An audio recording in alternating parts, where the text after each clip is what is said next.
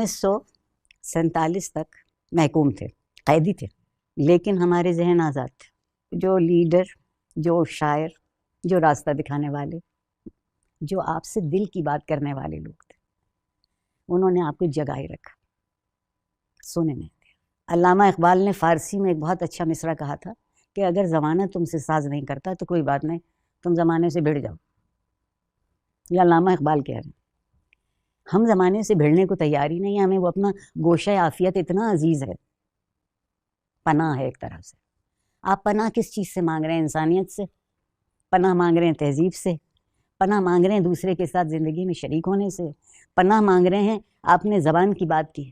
میں ایک بات اور یہاں بڑھانا چاہتی ہوں آپ کی اجازت سے، کہ جب آپ زبان کوئی اور بولتے ہیں تو خیال بھی کوئی اور ہوتا ہے.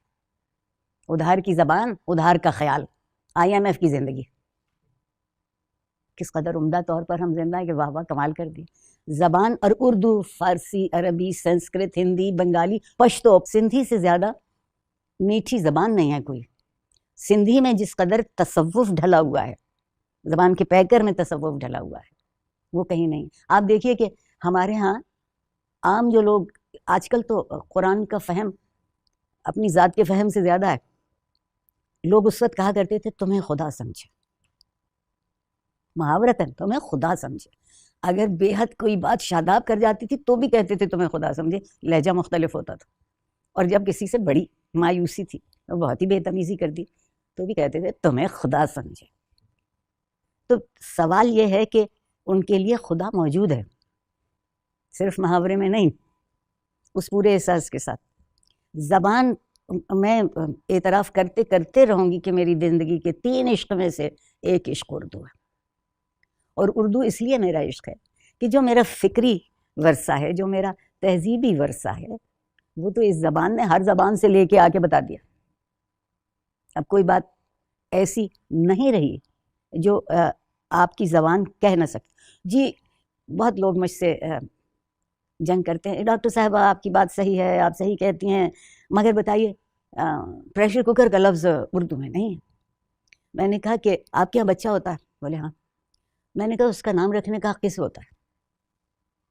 اس کے ماں باپ، اس کے خاندان والوں کو. تو جس نے پریشر کوکر بنایا، جو اس کی زبان تھی، اس نے اس کو نام دے دیا. ہم کون سے ہوتے ہیں؟ جی نہیں. اب افغانی ایک قدم آگے گئے، اور شاید ایرانی بھی، انہوں نے اس کو دیگ بخار کہنا شروع کیا. اچھا دیکھ کے تو ہم بہت شیدائی ہیں، اور ہمارا بخار ہمارے سر کو چڑھتا ہے، جسم کو تو چڑھتا نہیں. تو اس میں کیا ہو؟ آج تک ہم سے یہ کپڑا سینے کی جو سوئی ہے نا کم وقت، جو ابھی بھی چین آپ کو 2 روپے میں 25 دیتا ہے، جو آپ کے ملک میں 2 روپے کی بک رہی ہے، وہ اس کے ملک میں تو شاید مفت کے قریب ہوگی. لیکن وہ سمجھتا ہے کہ سوئی بھی چین بنائے گا. کیا پٹخنی دنیا کو چین نے دی ہے. اے میرے نوجوانوں جو سن رہے ہیں اس وقت، کہ انہوں نے خاموشی سے کام کرتے رہے. ہم باتیں کرتے رہے کہ بم بنائیں، ہم باتیں کرتے رہے کہ وہ تو بہت کمینی قوم ہے، چلو اس کو مزہ چکھائیں. یہ صدام حسین کو تو زندہ رہنے کا حق ہی حاصل نہیں. ہم نے انہیں شدت سکھائی. ایک تو وہ ظالم اتنے تھے کہ گنتی نہیں کی جا سکتی تھی. گنتی تو ان کی اب بڑی قریب، ماضی قریب میں شروع ہوئی ہے کہ ان کی آبادی اتنی. کس قدر لطف سے آزادی کو قابو کیا، اس ولادت کی آزادی. آپ کے یہاں ماشاء اللہ آپ کہتے ہیں میں ان کے حق میں کیوں؟ مجھے اپنا مستقبل محفوظ رکھنا ہے. 65% آبادی ہے آپ کی نوجوانوں کی 15 سے 35 سال کی عمر کے درمیان. تو اگر ان میں جوہر نہیں ہوگا اور ہم اس جوہر کو بیٹھ کے تراشیں گے نہیں. ہیرا پہلے دن ہیرا نہیں ہوتا، کوئلہ ہوتا ہے. کوئلہ ہوتا ہے پہلے دن.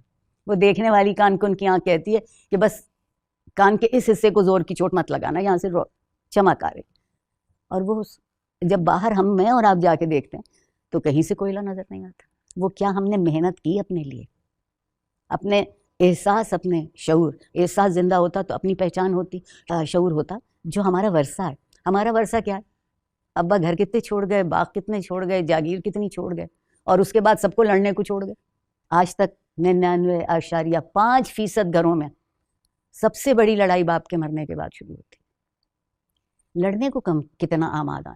بہانا چاہیے. ایسے ہی بہانا مل کے جینے کا بھی، سمجھنے کا بھی ہو سکتا. یہ ہماری ذمہ داری ہے. میں اپنے آپ کو بری ذمہ نہیں کہہ سکتی کہ اس کو میں نے نہیں پڑھا ہے اس لیے میری ذمہ داری. نہیں، وہ بھی میری ذمہ داری، وہ بھی میری ذمہ داری. میری ذمہ داری اس طرح ہے کہ میں جو چاہوں کہ دوسرا نہ کرے تو سب سے پہلے میں خود نہ کروں. مجھے ایک قصہ یاد آ گیا, بہت سال پہلے کی بات ہے, 10-12-15 سال پہلے. پروفیسر سراج الدین ہوا کرتے تھے, ایجسن کالج کی لائبریری ان کے نام پر ہے. ان کی بیٹی ہیں جو میری استانی تھی انگریزی کی, ان سے میں نے انگریزی پڑھی بہت سال. تو جب پروفیسر سراج کا انتقال ہوا تو ڈان اخبار میں ایک آرٹیکل آیا ان کے بارے میں, ان کی جو ساری کنٹریبیوشن تھی تعلیم میں. تو ان کی لائبریری میں 50,000 کتابیں تھیں اور بینک میں 248 روپے تھے. آپ سمجھ گئے نا اور میری معاشرے عمر تھی کی. 16-18 برس, اور میں تو ظاہر اور میں نے کہا یار دنیا سے جانے کا طریقہ تو یہ ہے, جانے کا طریقہ یہ ہے کہ کتابیں 50,000 ہوں اور بینک میں روپیہ 248 روپے. آپ کے ملک کا پہلا وزیر اعظم قتل کیا جاتا ہے یا شہید کیا جاتا ہے. وزیر اعظم کا بینک بیلنس 511 روپے تھا, نواب زادہ تھے, وہ میری طرح غریب خاندان سے ان کا کوئی تعلق, لیکن کمال کر دیا نا ان لوگوں نے کہ جو بات کہتے تھے وہ اپنے پہ روا رکھے. 511 روپے, مجھے کوئی کہتا میں انہیں 2011 دیا تھی. آسان ترین لفظوں میں بات ہے کہ ہم مقدار کے پیچھے دوڑے, اور مقدار بڑی ظالم چیز ہے, اقدار کو دیمک کی طرح چاٹ جاتی ہے, جینے نہیں دیتی, کسی طرح جینے نہیں دیتی. دو مجھے سوال آپ سے اور پوچھنے. ضرور یہ جو نوجوان نسل ہے جس کی وکالت کرتی ہیں وہ 65% ہیں, اور ان سے آپ کا رابطہ رہتا ہے کلاس میں, لٹریچر فیسٹیولز میں, نشستوں میں, کلی طور پر مجموعی طور پر کیا چیز دیکھتی ہیں ان کے اندر جس سے آپ کا ایمان پختہ رہتا ہے کہ ہاں بھائی ہمارا جو مستقبل ہے اس میں بھی یہ رمق ہے, یہ نوجوان کچھ کریں گے؟ دو باتیں دیکھتی ہوں. ایک تو ہمارے معاشرے میں سوال پوچھنا حرام کر دیا. مجھے لگتا ہے یہ سوال پوچھ سکتے ہیں, ان کا سوال ہمیں پسند نہیں آتا تو ہم سوال کو برا کہتے ہیں. آپ میری صاف گوئی معاف کر دیجیے گا, ہمیں اس کا جواب نہیں آتا, تو جس چیز کا ہمیں جواب نہیں آتا وہ چیز غلط ہوتی ہے. اور مجھے ساری امید اس 65% سے یہ ہے کہ خدا کے واسطے کوئی انہیں سوچنے کی ایک جگہ دے دو اور ایک سوچنا سکھا دو. تھوڑی سی چھوٹی چھوٹی باتیں جس سے ہم نے غافل کر دیا, معمولی سی بات ہے. میں وکیل ہوتے ہوئے ایک بات کہہ رہی ہوں, ایک زمانے میں گھر میں جب دسترخوان لگتا تھا تو وہ ایک ایسا موقع ہوتا تھا کہ سب گھر کے لوگ مل کے بیٹھتے تھے, ہر کوئی اپنی اپنی, جس میں 4 سال کا بچہ ہو تو اور 4 مہینے کا بچہ ہو تو وہ اماں کی گود میں, اور اس وقت بات چیت شروع ہوتی تھی. بات چیت وہ چاہے دن کی کسی اپنی مشغولیت کا ذکر کر دیں, مگر وہ کہاں سے کہاں جاتی تھی. ذہن کھولنے کا ایک طریقہ, انسان کے ساتھ شامل ہونے کا دوسرا طریقہ, اور رشتوں کی پہچان کا جو سب سے بڑا انسان کو پیدا کرنے کا مقصد ہے وہ. تو یہ ایک تو یہ کہ یہ سوال پوچھنا چاہتے ہیں, اور دوسرا یہ کہ ان کے اندر ایک خوش رہنے کا عنصر موجود ہے. ہم نے ان کی خوشی کو غصے میں, کرب میں, بے چینی میں بدلا ہے. آپ اس کو ان کی یہاں کیوں بیٹھے ہو, بھائی کیا ہو گیا, اس میں کیا خرابی, جینس پہن کے نماز پڑھنے نہیں جا سکتے, کیوں نہیں جا سکتے, شرط جینس کی نہیں تھی. کس قدر لطف کی بات ہے, نوجوانوں کو خوش کرنے کو کہنا چاہتی ہوں کہ ہم کہتے ہیں کرتا شلوار یا کرتا پاجامہ اسلامی لباس. اول تو اسلام سارا سعودی عرب سے آتا ہے. سعودی عرب میں ٹانگوں میں الگ الگ کپڑے پہننا خلاف تہذیب ہے. اچھا, اس کی وجہ بھی سمجھ میں آتی ہے. ریت کے میدانوں میں گرم ہوا کے جھونکے سہنے کے لیے آپ وہ کپڑا نہیں پہنیں گے جو جسم سے لگتا ہے, ورنہ تو سارا دن جو ہے وہ آپ کو کسی مرہم کا اشتہار ڈھونڈنا پڑے گا. اور ایک یہ لوگ باتیں سنجیدگی سے سنتے ہیں. آپ کے ہاں ایک خاص دینی ذہنیت کیوں پھل پھول رہی ہے, وہ خود بات اتنے یقین سے کہتے ہیں, اور بڑے بڑے عقل مند لوگ اس دنیا کی بات کرتے ہیں جسے ان کے سوا کوئی نہیں جانتا. تو سوال کیسے اٹھائیں, میں اور آپ اس دنیا کی بات کرتے ہیں اور اس دنیا کو وہ جانتے ہیں. ذاتی تجربے سے نہ جانتے ہوں, فلم دیکھ کے جان لیا, ڈرامہ دیکھ کے جان لیا, کتاب دیکھ کے جان لیا, بات سن کے جان لیا, کہیں سیاحت کو گئے چاہے اپنے ہی ملک میں تو وہاں سے ایک بات لے کر آئے. تو آپ نے یہ ان کے ذہن کو شکنجے میں رکھا ہے, اور ہم سمجھتے ہیں کہ آپ جس قدر ذہن کو شکنجے میں رکھیں گے لوگ اتنے ہی ایماندار ہو جائیں گے. ابھی تک تو یہ نتیجہ الٹا نظر آ رہا ہے. ان کو غصہ چڑھتا ہے, صحیح چڑھتا ہے. اب آپ سمجھتے ہیں ان کی کیوں, ان کے دل کی بات ہے کہ بھائی مجھے یہ سمجھا دو کہ اس شہر میں گاڑیاں اتنی ہیں پر بسیں اتنی کیوں نہیں ہیں. تو ہم خفا ہو جاتے ہیں, کیونکہ یہ سوال ہم نے گاڑی والے سے کیا ہے, بس والا غریب کیا جواب دے گا. ہم نے ان کو یہ نہیں سمجھایا آپ کیا کیا کمال ہے. ہمیشہ طاقت کا ساتھ دیتی ہے. میں سمجھتی تھی کہ پروردگار نے آپ کو کچھ تھوڑی بہت ہمت صلاحیت دی ہے تو ذرا ہاتھ بڑھائیے, جو نیچے بیٹھا ہے اس کو اوپر کھینچ کے لے آئیے. آپ کے پاس نہ آ پائے گا, کہیں قریب قریب تو پہنچے گا. تو یہ جو ایک ذمہ داری ہے, اس امانت کی ذمہ داری کہ میری زندگی صرف میری نہیں ہے. ہم یہ کہہ کے بڑا خوش ہوتے ہیں کہ انسان ایک معاشرتی حیوان ہے. وہ معاشرتی تو نکل گیا, حیوان رہ گیا. اس حیوان کو انسان بنانے میں دیر نہیں ہے, اس کو تفرقوں سے یہ بھی غلط, ایک کہتا ہے یہ غلط, دوسرا کہتا ہے وہ غلط, تیسرا کہتا ہے وہ غلط. کس سے پوچھے وہ کہ صحیح کیا ہے؟ پھر کہیں مغرب سے ایک آواز آتی ہے, دوسری آواز اب چین سے آنے لگی, تیسری آواز مدتوں سے ہمیں بالکل 30 میل پار سے آتی تھی, سو وہ تو دشمنوں کی آواز تھی, ہم نے کانوں میں انگلیاں ٹھونس لی. مجھے معاف کر دیجیے گا, میں یہ سمجھتی ہوں کہ آپ اپنے جغرافیائی ہمسائے نہیں بدل سکتے, اور خدا کرے کہ کبھی نہ بدلیں, یہ میری دعا ہے. تو خود جو میری مانوس جب, لیکن ضروری ہے کہ جو ہم جیسا نہیں ہے ہم اس سے نفرت کریں. نفرت میں ایک بات بہت اچھی ہوتی ہے, آپ پہچانے جلدی جاتے ہیں. محبت کرنے والا کوئی نہیں پہچانا چاہتا. محبت رس کی طرح گھلتی ہے, نفرت آگ کی طرح پھیلتی ہے. تو فرق تو پڑے گا. اور ان کے دونوں باتوں کا خیال کر لیجیے.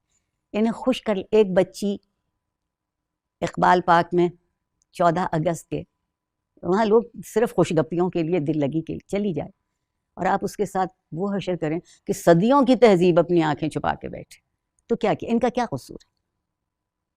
آپ نے کیا ان کو کوئی راستہ بتایا؟ میں ایک مثال دیتی ہوں, اور آپ یہ میرا یقین کر لیجیے گا, کبھی میں جوان بھی تھی. ہم گورنمنٹ کالج لاہور سے, اور لاہور کالج کے ہاسٹل میں میرے پیدل آیا کرتے تھے. اس پتہ نہیں کیوں, شاید اس لیے کہ ریگل سے 2 آنے کا سموسہ خریدا جا سکتا ہے, یا کہیں سے تھوڑی سی مونگ پھلیاں جن کو ہم چکتے چباتے پہنچ جائیں. میں تو خراج بھی بہت ہنستی ہوں, خدا ایسے ہی رکھے. ہم بہت ہنستے پکے گا چلے آئے. وہاں کچھ بزرگ بیٹھتے تھے, وہ لوگ وہ بھی بیچارے کہیں غائب ہو گئے, اخبار لے کے, کتاب لے کے, اور بڑی اچھی گفتگو کرتے. تو ایک صاحب نے ان سے ہماری طرف دیکھا, انتہائی محبت سے مسکرائے, تو کہنے لگے کنیاں چنگیاں لگ دیاں نا بیبیاں تیاں, ہنس دیاں کھیڑ دیاں. اب آج 4 بیویاں ہنس دیاں کھیڑ دیاں نظر آئیں تو کل فتویٰ. نہیں, ڈرا کے زندہ نہیں رکھ سکتے آپ کسی کو. آپ اپنے گھر میں جب جانور رکھتے ہیں تو وہ قیدی نہیں ہوتا, وہ آپ سے زیادہ آزاد ہوتا. یہ جو نوجوان بہت سارے ہوں گے جو دیکھ رہے ہوں گے, جن کے خواب ہوں گے کہ ہم امریکہ چلے جائیں, کہیں باہر چلے جائیں, جہاں پہ ہم محنت کریں گے تو بہت سے ڈالر اور پاؤنڈ اسٹرلنگ اور خدا جانے کون کون سی کرنسی ہے اس کی بارش ہو جائے گی اور ہم عیاشی کریں گے, وہ کیوں نہ جائیں یہ ملک چھوڑ کے؟ ڈاکٹر عارفہ سیدہ زہرا کیا کہے گی نوجوان کو کہ یہ ملک چھوڑ کے مت جانا, کیوں نہ جائیں وہ ملک چھوڑ کے؟ ملک چھوڑ کے جانے کے بعد ایک تو دروازہ یہ کھل جاتا ہے کہ آپ وزیر ہو کے واپس آ جائیں گے. تو 22 کروڑ کو 22 کروڑ وزیر نہیں چاہیے, 22 کروڑ کو 22 شہری چاہیے جو اس کے لفظ نہ سمجھتا ہو, وہ زبان نہ سمجھتا ہو. 22 کروڑ ایک زبان نہیں بول سکتے, خلاف قانون ہے, خلاف قدرت ہے, لیکن بات وہی کہتا ہو جو آپ کی بات ہے. زبان سے کیا فرق پڑے گا؟ سیکھ جائیں گے. زبان کا سیکھنا کوئی مشکل کام ہے. یہ نہیں جائے چھوڑ کے. کس دباؤ میں جاتے ہیں؟ وہ پڑھو جس میں تنخواہ اچھی ملتی ہے. یہ عارفہ سیدہ سب کو گمراہ کر رہی ہے, کہتی ہے تعلیم ہے, تربیت ہے, علم ہے. میری کلاس میں اکثر بچوں سے جب بات شروع کرتی ہوں, اور کون سا مضمون پڑھاتی ہوں جس کو لوگ مردہ, تاریخ, تو میں نے ان سے کہا کہ مگر اس میں سب سے زیادہ CSS کرنے والے لوگ جن کا ذہن ہے وہ آتے. میں کہ کیوں ہر کوئی, کسی ایک نے تم میں سے یہ نہیں کہا کہ تم کچھ اور بنو گے CSS, یا جی میرا خاندان جو ہے وہ سیاسی ہے؟ میں کہا اللہ تم تو رحم کرے. کیوں آخر ایک بچے نے, میں اس کی دیانت کبھی نہیں بھولوں گی, یوں ہاتھ اٹھایا, کہتا میڈم منی, ایزی منی. میں قدر کرتی ہوں اس کے سچ بولنے کی. آپ کے معاشرے میں حیثیت اس گن کی, اس جوہر کی, قابلیت کی نہیں ہے جو لوگوں میں موجود ہے. کس چیز کی موجود ہے؟ کیا خرید سکتے ہو اور کتنا خرید سکتے ہو. تو قوت خرید کی کھڑکی پہ کھڑے ہیں, تو ایسے ہی زندگی گزرے گی. اور یہ نہ جائیں باہر, کیونکہ یہ آپ کا بھی تجربہ ہوگا, میرا بھی تجربہ.